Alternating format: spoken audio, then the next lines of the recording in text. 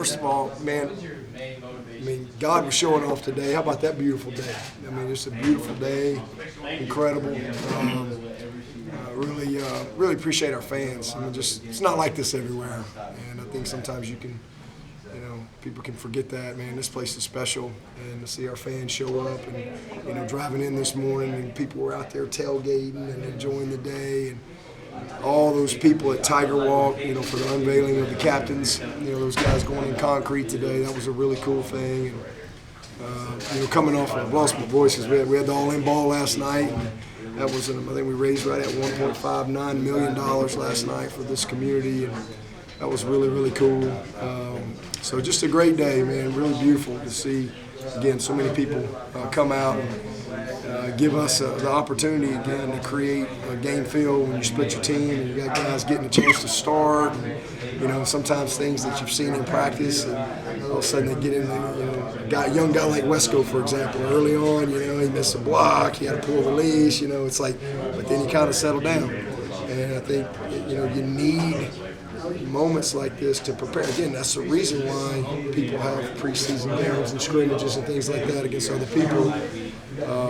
So it's a very meaningful day. Obviously, you're not going to take a whole lot schematically out of a spring game and things like that, but just from a personnel standpoint, to give a lot of guys opportunity, it'll help them grow, help them develop, and help us evaluate them a little bit further. So a good day. I got a chance to see a lot of guys, flash and make some plays. It was fun. Obviously, we had some guys. I think we held Brandy, held Maffa, held RJ, held Barrett. Those guys have played a lot of snaps, and we really want to evaluate the guys behind them a little bit more, or expose them a little bit to bring them along like we need. And then we obviously have some guys injury-wise at different stages of their return to play protocol. So, but all in all, a good spring. It'll be a great spring if we go do the work that we need to do this summer, because it all has to build. But all in all, you hate to see it come to an end, because this is the best part of being with the players every day, and just the process of meetings and practice and review and all that stuff. So now we got a good 3 weeks of training coming up. This is a big 3 weeks for us from a strength and conditioning standpoint, and really setting the tone for the summer. As you all know, we get out of school early around here, so we got 15 days of class, 3 weeks, and it's finals, and they're out of here for a little while before we really get back going with our skills and drills the latter part of May. So a lot of work to do these next few weeks. Well, Coach, you lost a quarterback when Helms transferred out, and you've always talked about the moxie of Trent Pierman. Of course, Danny Pierman's son, but you really showed that moxie today, didn't you? Yeah, he's always shown it. Nobody just wants to believe you. But that's the reason.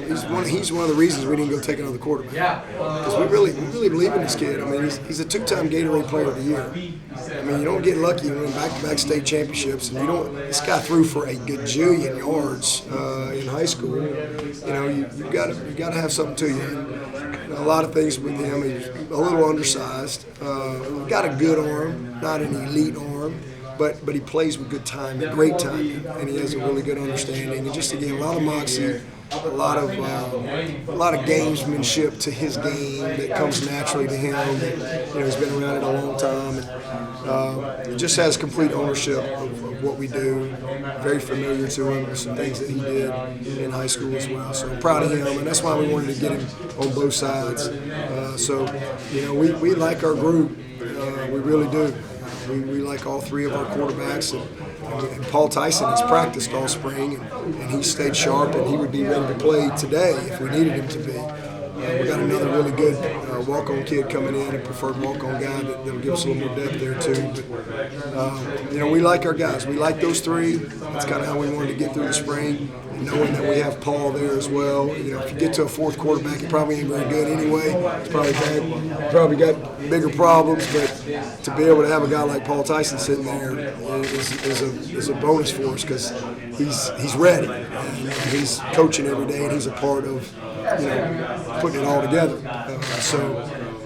We feel good about the position. A couple plays today that all of them would like to have a play or two back, but it's good to see. And good for Trent, too, because nobody really knows much about him. He talks about him, but you know, he's been consistent like that in practice, you know, for the last year or so.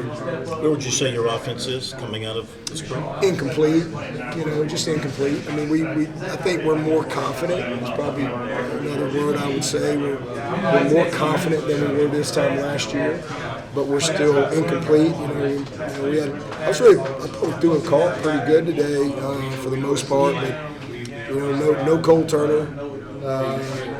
We didn't have Tyler Brown out there. We didn't have Salado. And we got TJ Moore coming this summer. We didn't have Noble Johnson out there. So those are all guys. I mean, when we become a complete group, we got a chance to I think, be really good. And they should. I mean, there's a lot of guys back. I mean, we lost Putnam, right? And we lost Shipley. So most everybody's back, you know, for this offense. And year 2 of the system, we got a chance to be much more confident group. And our quarterback, you know, taking another step is going to be a big part of that. You feel like you saw another step from him today?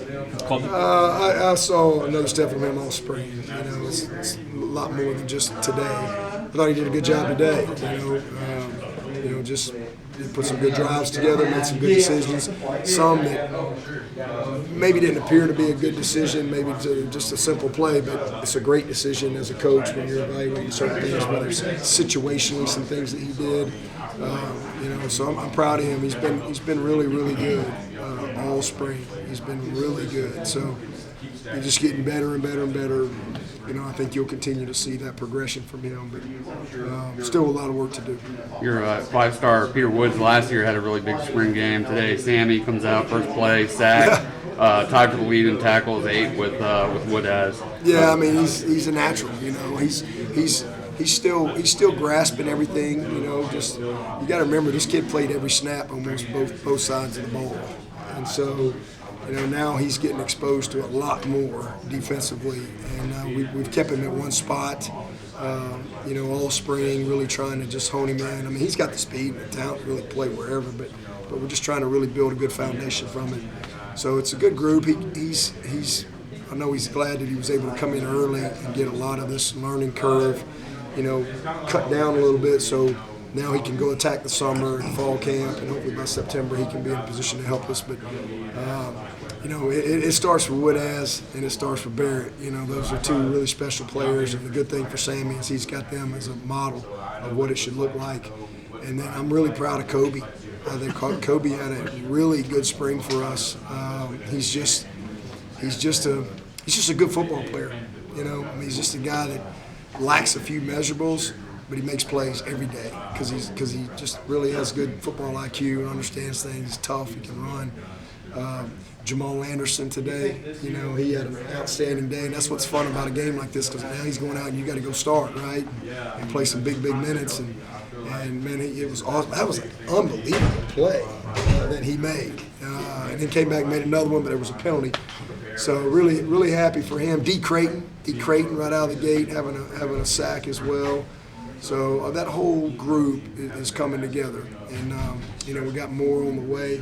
Drew Woodaz will be showing up in here, and Cooper Taylor's coming in here this summer. So I think it'll be a good little group, a lot of competitive guys that you know, have a lot to chance to compete and get on the field.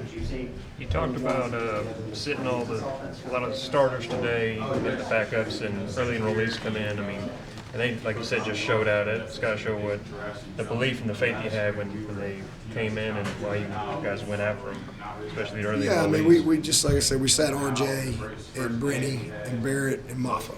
You know, those are the 4. And again, I mean, I've seen a million plays of RJ and a million plays of Maffa and Brenny. I wanted to see Marcus and Olsen, and I wanted those guys, Sapp and my man Banks Pope. I want to give them some opportunity. I want to see all those safeties. I mean, we got a million safeties, and I want to see them all play. We got young freshmen, you know, Noah Dixon and Joe. You know, Ricardo wasn't able to go today because he had a foot injury, but those kids need to play. Billings, Kylan Webb, you know, they need to go get with Venables. Venables, he hadn't played football in forever. In fact, I went up to him today and I said, man, isn't it just fun to be able to go play football? And he was having a ball out there. So it was good to see that. So those were the 4 we didn't play. And everybody else, they got a lot of work in and got done what we needed to get done. So Hoffler and Wilson and Denhoff make some plays. I mean, how much better do you guys feel about defensive end? Yeah, we feel, we've made good progress. We got a lot of work to do still this summer, but, Chris has done a great job with those guys. Denhoff, he's just kind of, he's our steady Eddie. And he's just getting better. The game has slowed down for him, and, he's just relentless and tough, and he's just consistent, and he's just a guy you can count on. Man, Jaheim's been coming. He's been on the rise. He was a 200 and maybe, he might have been 212 when he got to Clemson. And he just all right, well, let's just throw him over here for a year and we'll see if he'll work, and then we'll revisit. And that's kind of what we did. And then this past year, you started to see a little bit. But, just another year, so now he's going to be a redshirt sophomore. Now he's 245 pounds, and he's got some athleticism. He's gotten stronger, and he's a savvy kid, man. And I'm proud of him. It's important to him. He plays with a high motor. He's tough, very competitive kid, and it's good to see that. And he's athletic. Here he covering the wheel route, out of the backfield and going up and. He played wide out, bro. I've watched him his whole life. This kid has been, he and Clay the same. They've been together forever. And so, he played receiver for a long time until they finally realized you need to get on down there and let's get serious about football. But he's